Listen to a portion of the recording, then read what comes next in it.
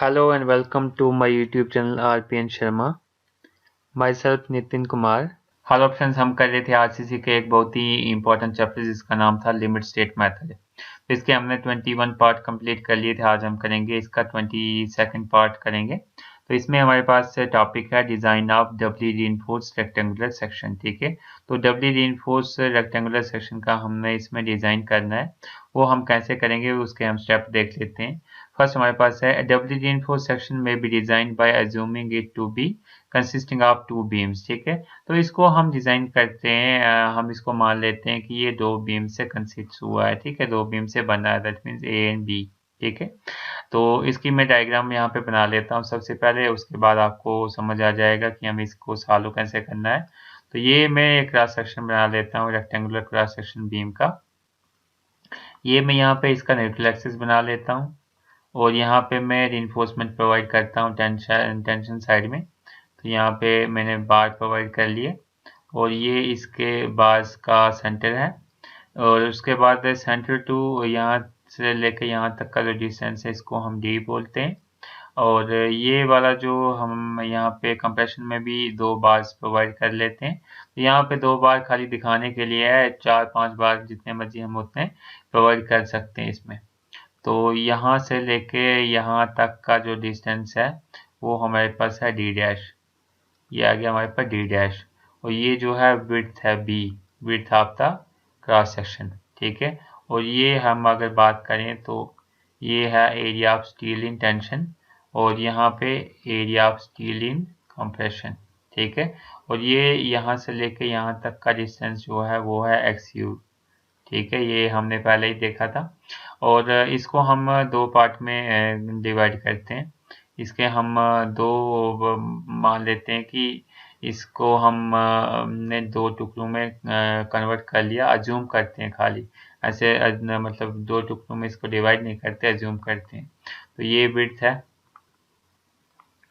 एक पोर्शन की और यहाँ पे रीइंफोर्समेंट हमने प्रोवाइड कर ली, टेंशन रीइंफोर्समेंट। तो इसको हम बोलेंगे AST लिमिटेड।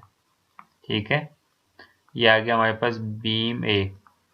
और ये जो हमारे पास यहाँ से लेकर यहाँ तक का डिस्टेंस है ये आ गया हमारे पास XU लिमिटिंग। ये XU है, ये XU लिमिटिंग है। ठीक है, प्लस यहाँ पे हम रिइंफोर्समेंट प्रोवाइड करते हैं दो बार, दैट मीन्स ये आ गया ASC। और यहाँ पे एक बार हम प्रोवाइड करते हैं, ये आ गया AST2। तो ये आ गया हमारे पास बीम 2। ठीक है, तो यहाँ पे हमने 4 प्रोवाइड किए थे, यहाँ पे हम कितने, यहाँ पे मैं 5 प्रोवाइड कर लेता हूँ। यहाँ पे 4 और ये आ गया 5। ठीक है, यहाँ पे 2 ही थे, यहाँ पे 2 ही है। ठीक है, तो इस बीम को हमने सिंपली दो सेक्शन में डिवाइड कर लिया, एक बीम ए में एक बीम 2 में। ठीक है, तो इसकी यहाँ पे डिनोशन वगैरह सारी कुछ मैंने आपको दिखा दी। अब हमारे पास क्या है, सेक्शन ए। अब सेक्शन ए की बात हम करें, is balanced rectangular section and section B is an imaginary beam. ठीक है, तो ये जो है हमारे पास सेक्शन ए जो है वो हमारे पास क्या है, बैलेंस्ड रेक्टेंगुलर सेक्शन है। और सेक्शन जो बी है वो हमारे पास इमेजिनरी बीम है, ये जो है इमेजिनरी बीम है। Which consist of tension reinforcement, जिसमें हमारे पास टेंशन रिइंफोर्समेंट दी है सेक्शन बी में, tension reinforcement and compression reinforcement दी है ASC। टेंशन रिइंफोर्समेंट और कंप्रेशन रिइंफोर्समेंट दोनों दिए हैं, इसमें खाली टेंशन रिइंफोर्समेंट है। तो ये बैलेंस सेक्शन है हमारे पास है। तो इस केस में हमारे पास MU किसके बराबर होगा, MU लिमिटिंग प्लस M2U के बराबर होगा।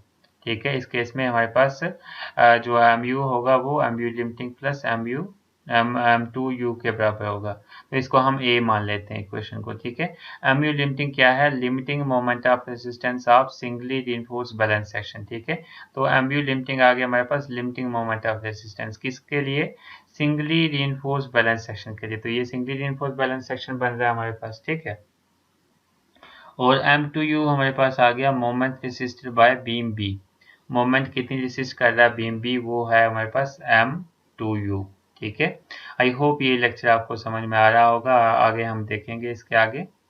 तो नेक्स्ट हमारे पास है AST हमने निकालना है। तो AST किसके बराबर इसमें हो जाएगा, AST equal to AST limiting plus AST2 के बराबर। ठीक है, AST लिमिटिंग आ गया हमारे पास फर्स्ट वाले सेक्शन के लिए और AST2 आ गया सेकंड वाले सेक्शन के लिए। तो ये हमारे पास AST भी आ गया, ये आ गया AST, ठीक है।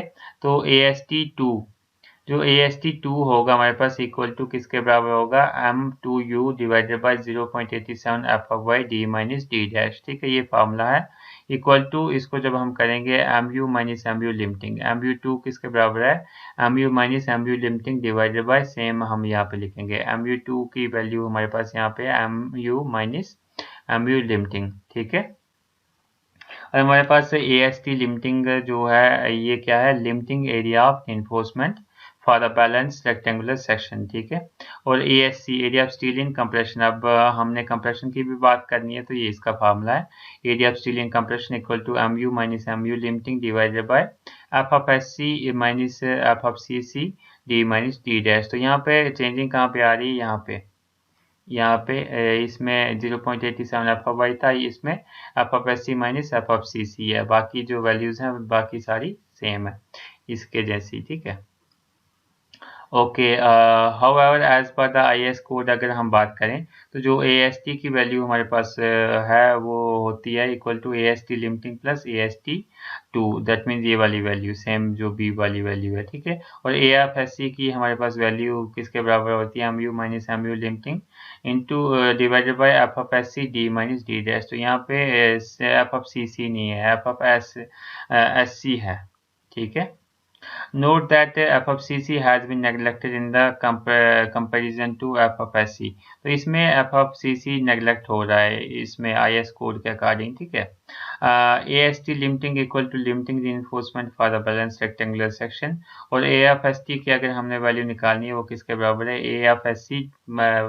AFSC dot into F of SC divided by 0.87 F of Y. तो ये भी हमारे पास फार्मूला बन जाता है। F of SC is found out from the stress strain curve. जो एफ ऑफ SC है वो हम निकाल सकते हैं स्ट्रेस स्ट्रेन कर्व से, हमें पता चल जाएगा। आप स्टील की स्ट्रेस स्ट्रेन कर्व से हमें पता चल जाएगा विद स्ट्रेन ऑफ, जब हमारे पास स्ट्रेन की वैल्यू कितनी होगी, ये वाली वैल्यू जब स्ट्रेन की होगी तब हमारे पास जो एफ ऑफ SC की वैल्यू हमारे पास स्ट्रेस स्ट्रेन डायग्राम से हमें मिल जाएगी। आई होप ये लेक्चर आपको समझ में आ रहा होगा। अगर आपको कोई भी डाउट हो तो आप कमेंट सेक्शन में पूछ सकते हैं। इसी में हमारे पास नोट के कुछ पॉइंट हैं, हम देख लेते हैं। इंपॉर्टेंट पॉइंट है, if we use the equation BCD, ठीक है। अगर हम इक्वेशन BC और D को यूज करें, जो पीछे हमने इक्वेशन देखी BC एंड D, ठीक है, तो उसमें हमारे पास F of CC and F of FSC can be calculated as follows. तो F of CC and F of FSC हम कैसे निकाल सकते हैं, नॉर्मली फॉर D डैश पर D, नॉर्मली जो D डैश पर D की वैल्यू किसके बीच में होती है, हमने पीछे देखा था 0.05 टू 0.2 के बीच में होती है इसकी वैल्यू D डैश पर D की। F of SC taken equal to, इस केस में हम एफ ऑफ SC की वैल्यू कितनी लेते हैं, 0.45 FC के लेते हैं इस केस में वैल्यू। D डैश पर D की वैल्यू जब 0.05 टू 0.2 के बीच में है तो एफ ऑफ SC की वैल्यू हम 0.45 FC के लेंगे। F of SC can be calculated from the table, तो इस टेबल से हम एफ ऑफ SC की वैल्यू निकाल सकते हैं। ये हमारे पास यहाँ पे टेबल दिया हुआ है, यहाँ पे हमारे पास जो टेबल दिया है स्ट्रेस इन कंप्रेशन रिइंफोर्समेंट, ये हमारे पास क्या है, एफ ऑफ SC आ गया स्ट्रेस इन कंप्रेशन रिइंफोर्समेंट, और इसको हम मेजर करते हैं न्यूटन पर mm स्क्वायर में, ठीक है, इन डबली रिइंफोर्स्ड बीम के लिए। तो इसकी वैल्यू हमारे पास दी हुई है। यहाँ पे एफ ऑफ वाई की वैल्यू दी है, एफ ऑफ वाई अगर हमारे पास 250 है, 515 है, 500 है, 550 है, तो इसके लिए हमारे पास D डैश बाई D की वैल्यू दी है और एफ ऑफ SC की वैल्यू दी है। तो हमारे पास D डैश बाई D की वैल्यू हमारे पास सबसे पहले तो 0.05, 0.1, 0.15, 0.20, तो ये हमारे पास D डैश पर D की वैल्यू है। और इसके लिए हमारे पास एफ ऑफ SC की वैल्यूज दी हैं, 250 के लिए ये वाली वैल्यू, ठीक है, और उसके बाद 415 के लिए ये वाली वैल्यू, 515 के लिए ये वाली वैल्यू, 500 के लिए ये वाली वैल्यू, 515 के लिए ये वाली वैल्यू, ठीक है। तो ये टेबल आपको मिल जाएगा, कोड पे भी मिल जाएगा। इसकी वैल्यूज इतनी रिमेंबर करनी आपको इम्पोर्टेंट नहीं है, लेकिन फिर भी आप कुछ वैल्यूज अगर रिमेंबर कर सकते हैं तो आप कर लें, आपको और भी इजी हो जाएगा। क्वेश्चन आगे जो एग्जांपल हम करेंगे और भी इजी हो जाएंगी करनी, ठीक है। आई होप ये आपको लेक्चर समझ में आ रहा होगा। नेक्स्ट हमारे पास इसी में हमारे पास कुछ पॉइंट्स हैं। फॉर माइल्ड स्टील की अगर हम बात करें दैट मीन्स Fe हमारे पास कितना है 250। तो Fe 250 के लिए XU लिमिटिंग की वैल्यू हमें पता हम कितनी लेते हैं 0.53 इंटू डी के बराबर, ठीक है। और डी डैश पर डी की जो मैक्सिमम वैल्यू है 0.2, ठीक है, तो हमने ले ली। इसकी वैल्यू जो 0.05 टू 0.2 के बीच की इसकी वैल्यू होती है, और मैक्सिमम वैल्यू कितनी है इसकी 0.2। Strain at the level of compression reinforcement, इस कंप्रेशन रीइंफोर्समेंट में इस केस में हमारे पास जो स्ट्रेन की वैल्यू है वो कितनी होगी, तो वो हमारे पास पीछे फार्मूला था, जो फार्मूला इसका था 0.0035 1 माइनस 0.2 बाय 0.53। तो ये हमारे पास फार्मूला में हमने वैल्यूज पुट की और हमारे पास ये वाला आ गया इसका आंसर, ठीक है। तो ये स्ट्रेन की वैल्यू आ गई हमारे पास, ठीक है, strain at the level of compression reinforcement.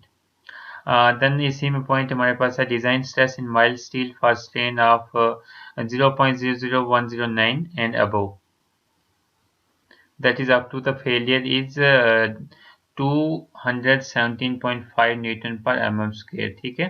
तो हमारे पास स्ट्रेन 0.00109 से लेके इसकी अबो तक दैट मीन्स फेलियर तक हमारे पास जो स्ट्रेस की वैल्यू होगी डिजाइन स्ट्रेस की वो 217.5 न्यूटन पर mm स्क्वायर होगी, ठीक है। therefore for all values of d dash by d from 0.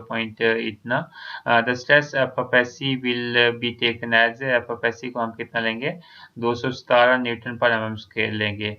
Refer करेंगे हम टेबल को जो हमने पीछे देखा। For HYST steel, HYST steel की बात करें, high yield steel deformed bars की बात करें तो उसमें हमारे पास Fe 415 आ जाता है।